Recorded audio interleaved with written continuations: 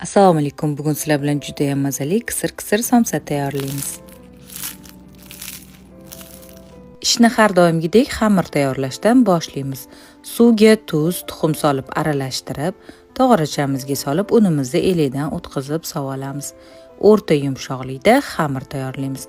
Xamirni tindirishga qo'yib, 3 suvalaga bo'lib, yaxshilab mushtlab olamiz. Xamirlarimiz tingandan so'ng bir chekkadan yupqa qilib yoyishni boshlaymiz. Yoyilgan xamirlarimiz ustiga kalyak sariyog'larini eritib, bir tekis qilib quyib surib olamiz. 3 ta xamirimizni ham ketma-ketlikda yoyib, ustiga sariyog' surib, hammasini bittada o'rab chiqishimiz kerak.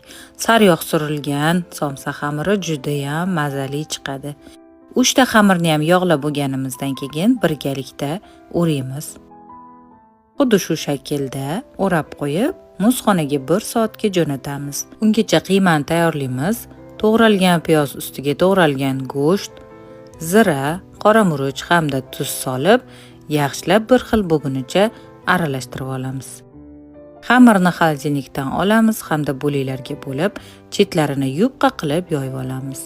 O'rtasiga qiymadan solib, chetlarini yaxshilab yopishtirib chiqamiz va bir chekkasidan o'rma shaklida tugib chiqamiz. Tugilishi juda ham oson, ham somsa juda ham chiroyli chiqadi.